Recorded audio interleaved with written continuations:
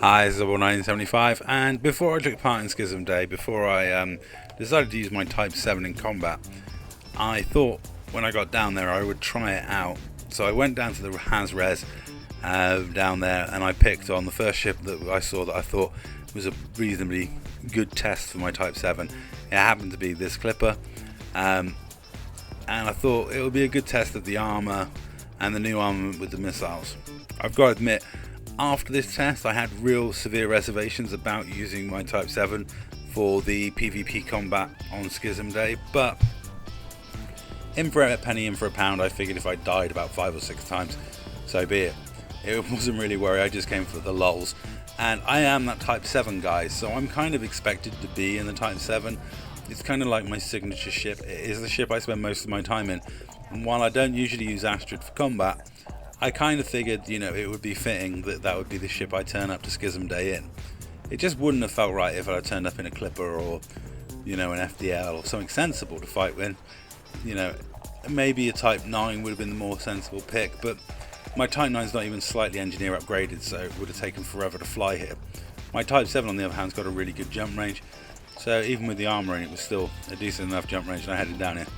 It also explains why I didn't fabricate any missiles when I was down there, because I didn't realise I'd been doing so much engineer upgrading lately that I actually ran out of reloads. As you can see there, I'm so short of basic materials for synthesis, because I had, as I recently just been going around engineers creating so many level 1 parts to unlock them and get them ranked up. I really have been on that engineer grind in the last couple of weeks. So I've got to go on a big mining trip just to get my carbon and sulfur levels up a bit. Kind of funny. But as you can see, this is a ridiculous ship to be fighting in. The beam laser on top does put in an immense amount of work. The missiles actually do work really well. But obviously the limited ammo supply. I mean, let's face it, I am actually going to keep this weapon loadout on Astrid. But as a freighter, it's a perfect weapon loadout because you're only looking to get in and out of one fight maybe with a pirate and a viper or an eagle or something like that. Anything bigger you should be running. So basically it is enough weapons for me as a trader to fight one thing when I'm out and about.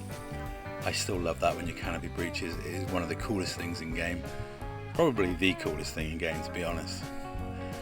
But as you can see, Astrid with all this armour on was a pretty decent battering ram, and Lars Hop can attest to that, both in his Keelback and his Diamond Explorer. He can testify that whacking into a Type 7 that is disarmoured is quite painful. I was actually surprised. I thought, it wouldn't be that good a battering ram, but I would actually say it's almost as good as the Orca. It was really surprising how much damage I could do to things just by smashing into them. Actually, you never know, one day I might actually do a dedicated combat Type 7. I am nuts enough to do that. But, it was good fun, this combat. And as you can see, I'm holding my own. Okay, my shields are down, okay, my hull's getting torn up a little bit. But with the amount of armour I've still got a massive amount of hull points left. And I'm quite happy to sit here soaking up damage. So after this combat, I figured in for a penny, in for a pound, I was taking this to Schism Day to do 1v1 combat with whatever came my way.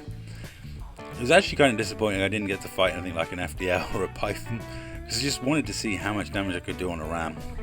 Just once. I mean, I would have probably got totally destroyed very quickly, but it would have been fun at least. And it was fun taking on this Clipper in a Type 7 in a Haz Rez. It's kind of payback for all those Clippers that have destroyed me. And that's all. Thank you very much for watching.